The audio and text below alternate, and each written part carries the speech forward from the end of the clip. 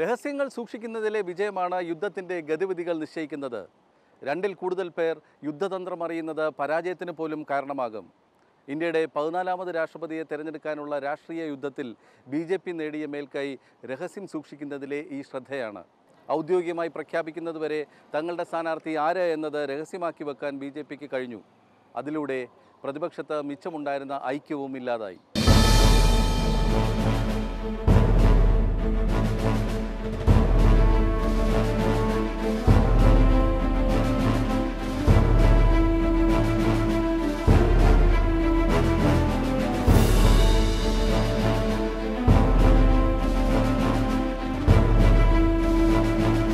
പതിനേഴിന് നടക്കുന്ന രാഷ്ട്രപതി തെരഞ്ഞെടുപ്പിൽ BJPയുടെയും NDAയുടെയും സ്ഥാനാർത്ഥിയായി രാംനാഥ് കോവിന്ദും കോൺഗ്രസ് അടക്കം 17 പ്രതിപക്ഷ പാർട്ടികളുടെ സ്ഥാനാർത്ഥിയായി മീരാ കുമാറും മത്സരിക്കുമ്പോൾ രണ്ട് ആശയങ്ങൾ തമ്മിലുള്ള പോരാട്ടത്തിനാണ് കളമൊരുങ്ങുന്നത്. രണ്ടുപേരും ദളിത് വിഭാഗത്തിൽ നിന്നുള്ളവർ, ഉന്നതമായ ഭരണഘടനാ പദവി കൈകാര്യം ചെയ്തിരുന്നവർ. ഇന്ത്യയുടെ 10ാമത്തെ രാഷ്ട്രപതിയായിരുന്ന മലയാളിയായ KR നാരായണന് ശേഷം ദളിത് വിഭാഗത്തിൽ നിന്നുള്ള ഒരാൾ ഇന്ത്യയുടെ പ്രഥമ പൗരനാകുന്നു. റെയ്സീന ഹിൽസിൽ ഇനി ആര്? രാഷ്ട്രപതി തെരഞ്ഞെടുപ്പുമായി ബന്ധപ്പെട്ട പ്രത്യേക പരിപാടിയിലേക്ക് സ്വാഗതം.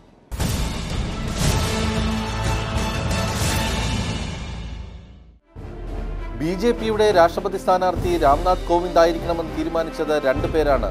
പ്രധാനമന്ത്രി നരേന്ദ്രമോദിയും പാർട്ടി അധ്യക്ഷൻ അമിത്ഷായും. സ്ഥാനാർത്ഥിയെ തീരുമാനിക്കാൻ BJP നേതൃയോഗം ചേരുന്നതുവരെ ഈ വിവരം പാർട്ടിയുടെ മുതിർന്ന നേതാക്കളിൽ നിന്നും മറച്ചുവെച്ചു.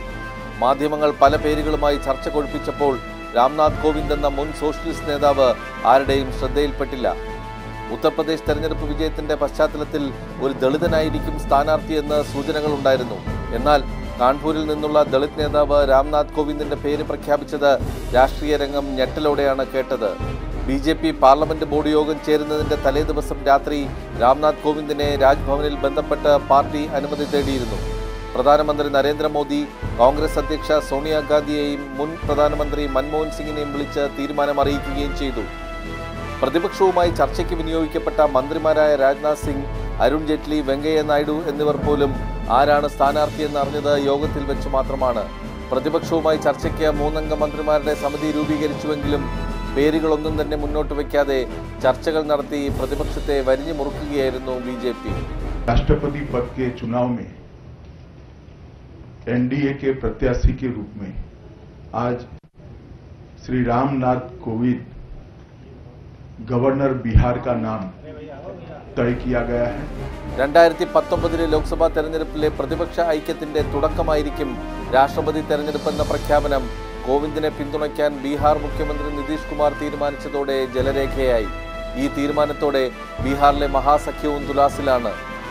ലാലു പ്രസാദ് യാദവിന്റെയും കുടുംബത്തിന്റെയും നേരെ നടന്ന CBI എൻഫോഴ്സ്മെന്റ് ഡയറക്ടറേറ്റ് റെയ്ഡുകൾ കൂടിയാകുമ്പോൾ സഖ്യ സർക്കാർ ഏത് നിമിഷവും തകരുമെന്ന സ്ഥിതിയിലാണ്. രാഷ്ട്രപതി തെരഞ്ഞെടുപ്പിന് വേണ്ടി മാത്രമുള്ള പിന്തുണയാണിതെന്ന് ബീഹാർ മുഖ്യമന്ത്രി നിതീഷ് കുമാറും ജനതാദൾ യുണൈറ്റഡും പറയുന്നു. എന്നാൽ ഈ തീരുമാനത്തിനെതിരെ കേരളത്തിലെ ജനതാദൾ യുണൈറ്റഡ് രംഗത്തെത്തി. BJP സ്ഥാനാർത്ഥിയെ പിന്തുണയ്ക്കാൻ കഴിയില്ലെന്ന് സംസ്ഥാന അധ്യക്ഷൻ MP വീരേന്ദ്രകുമാർ വ്യക്തമാക്കി. ഇത് ദേശീയ നേതൃത്വം അംഗീകരിക്കുകയും ചെയ്തു. BJPയുടെ ഒരു രാഷ്ട്രീയ കാൽക്കുലേഷനിൽ ഈ പ്രസിഡൻഷ്യൽ തെരഞ്ഞെടുപ്പിൽ അവർക്ക് ആരെ നിർത്തിയാലും ജയിക്കാനുള്ള ഭൂരിപക്ഷം NDAക്കും BJPക്കും എല്ലാ MPമാരുടെയും MLAമാരുടെയും സ്ട്രെങ്ത് നോക്കുമ്പോഴുണ്ട്.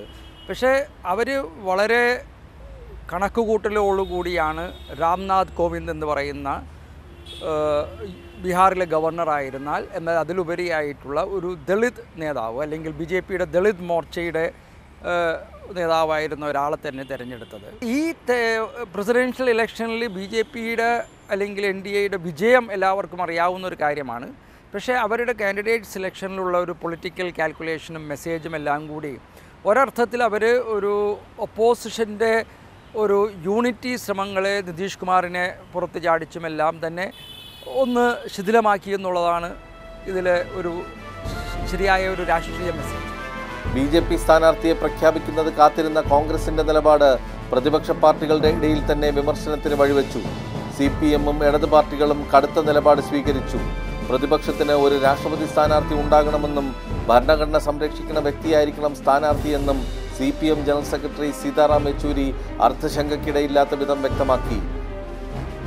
ഏറെ ആശയക്കുഴപ്പത്തിനും ചർച്ചയ്ക്കും ശേഷം മീരാകുമാറിനെ പ്രതിപക്ഷത്തിന്റെ സ്ഥാനാർത്ഥിയായി പ്രഖ്യാപിക്കുകയായിരുന്നു. ഗാന്ധിജിയുടെ ചെറുമകൻ ഗോപാലകൃഷ്ണ ഗാന്ധിയായിരുന്നു പ്രതിപക്ഷത്തിന്റെ മനസ്സിൽ. എന്നാൽ BJP സ്ഥാനാർത്ഥി ആരെന്ന പ്രഖ്യാപനം വന്നതോടെ ദളിത് സ്ഥാനാർത്ഥിക്കുള്ള തെരച്ചിൽ സജീവമാക്കി. അംബേദ്കറുടെ ചെറുമകൻ പ്രകാശ് അംബേദ്കറെ പരിഗണിച്ച ശേഷമാണ് മീരാകുമാറിന് നറുക്ക് വീണത്. ഗോപാലകൃഷ്ണ ഗാന്ധിയെ പ്രതിപക്ഷം തങ്ങളുടെ ഉപരാഷ്ട്രപതി സ്ഥാനാർത്ഥിയുമാക്കിയിട്ടുണ്ട്. 17 political parties who met here today in the afternoon and have unanimously proposed the name of Shri Meera Kumar ji for the forthcoming Rashtrapati election.